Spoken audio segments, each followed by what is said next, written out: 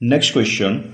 2-point charges QA is equal to 3 microcoulomb and QB is equal to minus 3 microcoulomb are located 20 centimeter apart in vacuum. So यहाँ पर हमें 2 point charges given है. एक point charges है QA is equal to 3 microcoulomb and second charge है QB is equal to minus 3 microcoulomb. और यहां पर दोनों के बीच का डिस्टेंस जो है वो हमें गिवन है 20 centimetre. Means distance between this two charges is given, that is 20 centimetre. अब हमें यहां पर क्वेश्चन में फाइंड क्या करना है, what is the electric field at the mid point O. Means O इस दोनों पॉइंट चार्ज का मिड पॉइंट हम कंसीडर कर रहे हैं और हमें यहां पर इलेक्ट्रिक फील्ड फाइंड करना है of the line AB joining the two charges. Means अगर AB का ए मिड पॉइंट है सो टोटल डिस्टेंस क्या था 20 सेंटीमीटर. सो ए डिस्टेंस क्या बन जाएगा, that is 10 centimetre 10 centimetre because O is the mid point of AB. अब हमें यहां पर इलेक्ट्रिक फील्ड की वैल्यू फाइंड करनी है. So electric field vector quantity है. सो सबसे पहले हम क्या करेंगे कि इलेक्ट्रिक फील्ड की डायरेक्शन इंडिकेट करेंगे. सो यहां पर A पर पॉजिटिव चार्ज हमने रखा है, that is QA is equal to +3 microcoulomb. और हम जानते हैं कि एक पॉजिटिव चार्ज की वजह से इलेक्ट्रिक फील्ड कौन सी डायरेक्शन में होता है, रेडियली आउटवर्ड्स या तो away from the charge. So यहां पर जो electric field due to A पर जो चार्ज रखा है उसकी वजह से इलेक्ट्रिक फील्ड कौन सी डायरेक्शन में होगा, अलोंग OB. बिकॉज यहां पर इलेक्ट्रिक फील्ड रेडियली आउटवर्ड्स है या तो हम कह सकते हैं away from the charge, because यहां पर चार्ज कौन सा है, पॉजिटिव चार्ज है. सिमिलरली B पर नेगेटिव चार्ज है और हम जानते हैं कि नेगेटिव चार्ज की वजह से इलेक्ट्रिक फील्ड कौन सी डायरेक्शन में होता है, towards the charge, means charge की तरफ या तो हम कह सकते हैं रेडियली इनवर्स. सो B पॉइंट पर जो चार्ज है उसकी वजह से भी इलेक्ट्रिक फील्ड कौन सी डायरेक्शन में हो गया, that is EB towards the charge या तो रेडियली इनवर्स. सो यहां पर हम देख सकते हैं कि दोनों चार्ज की वजह से जो इलेक्ट्रिक फील्ड है वो हमें एक ही डायरेक्शन पर मिल रहा है. सो रिजल्टेंट जो इलेक्ट्रिक फील्ड होगा वो दोनों का क्या होगा, एडिशन होगा. बहुत ही सिंपल है कि फॉर एग्जांपल हमारे पास कोई एक ब्लॉक है और हम उस पर फोर्स अप्लाई कर रहे हैं 20 न्यूटन और दूसरा एक फोर्स अप्लाई कर रहे हैं 10 न्यूटन. सो टोटल फोर्स इस ब्लॉक पर कितना लगेगा, दैट इज 30 न्यूटन बिकॉज दोनों फोर्स की डायरेक्शन एक ही है. सो यहां पर रिजल्टेंट इलेक्ट्रिक फील्ड O पर कौन सी डायरेक्शन में मिलेगा, अलोंग OB. और कितना मिलेगा, that is EA plus EB. अब हम जानते हैं कि एक पॉइंट चार्ज की वजह से R जितने डिस्टेंस पर कितना इलेक्ट्रिक फील्ड क्रिएट होता है. सो एक R जितने डिस्टेंस पर पॉइंट चार्ज की वजह से कितना इलेक्ट्रिक फील्ड होगा, that is KQ by R². So सबसे पहले हम यहां पर फाइंड करेंगे electric field at the mid point O.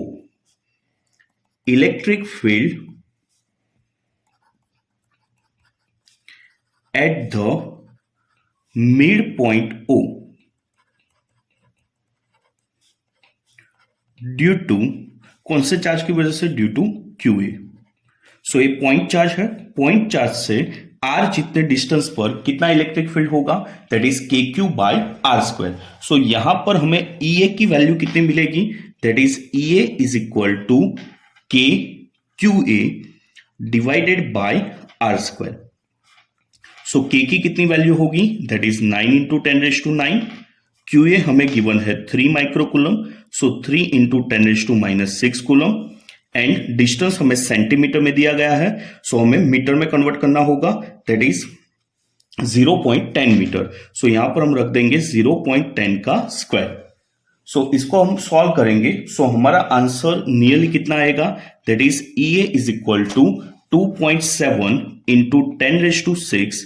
और इलेक्ट्रिक फील्ड का यूनिट क्या होगा, न्यूटन पर कूलम. और ये जो इलेक्ट्रिक फील्ड है हमें कौन सी डायरेक्शन में मिल रहा है, अलोंग OB. सो यहां पर हम आंसर क्या लिखेंगे, EA is equal to 2.7 into 10⁻⁶ newton per coulomb और डायरेक्शन हमें क्या मिलेगी, that is along OB. Similarly हमें EB फाइंड करना होगा. सो अगेन QB एक पॉइंट चार्ज है, सो इस पॉइंट चार्ज की वजह से O पर कितना इलेक्ट्रिक फील्ड क्रिएट होगा, that is again KQ by R². So similarly हम फाइंड करेंगे electric field at the mid point O due to QB. So again equation क्या मिलेगा हमें, that is EB is equal to KQB by R square. So again K की value 9 into 10 raised to 9, QB again कितना है, that is -3 microcoulomb, but हम यहां पर only magnitude find करेंगे. सो मैग्नीट्यूड कितना होगा, that is 3 into 10 raised to -6 divided by R की वैल्यू अगेन इस पॉइंट चार्ज से ओ का डिस्टेंस क्या है, that is 10 centimetre. So again 0.10 metre. So यहां पर हम आर की जगह पर अगेन क्या रखेंगे, दैट इज 0.10 मीटर. सो यहां पर आर स्क्वायर है, सो यहां पर स्क्वायर होगा. सो अगेन वैल्यू तो सेम ही आएगी, that is EB is equal to 2.7 into 10 raised to 6 newton per coulomb.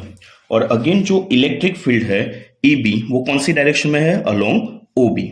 O से B की डायरेक्शन में EB एक्ट हो रहा है. सो यहां पर अगेन हम डायरेक्शन क्या लिखेंगे, अलोंग OB.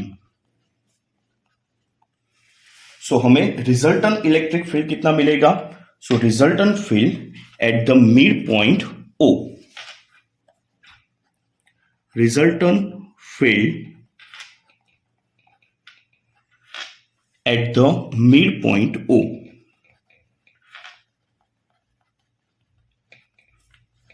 कितना होगा, यहां पर दोनों सेम डायरेक्शन में है, सो दोनों का एडिशन. सो यहां पर रिजल्टेंट इलेक्ट्रिक फील्ड कितना मिलना चाहिए, that is E is equal to EA plus EB.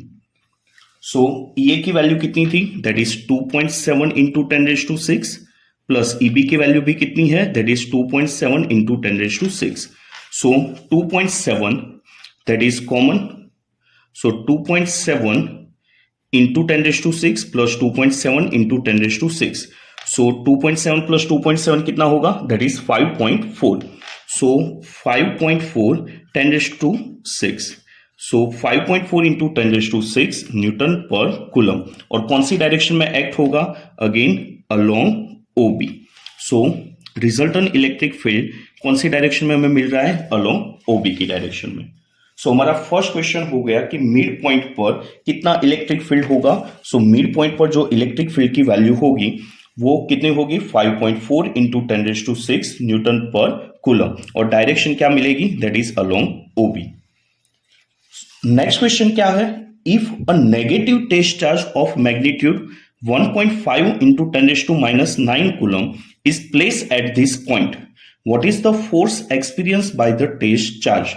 सो हमें यहां पर क्वेश्चन में दिया गया कि अगर हम इस O पॉइंट पर एक नेगेटिव चार्ज प्लेस करें, सो वहां पर कितना फोर्स एक्सपीरियंस होगा. सो हम जानते हैं कि जो पॉजिटिव चार्ज है उसको अगर हम इलेक्ट्रिक फील्ड के अंदर रख दें तो वहां पर एक फोर्स लगेगा और वो फोर्स की वैल्यू कितनी होगी, that is F is equal to QE.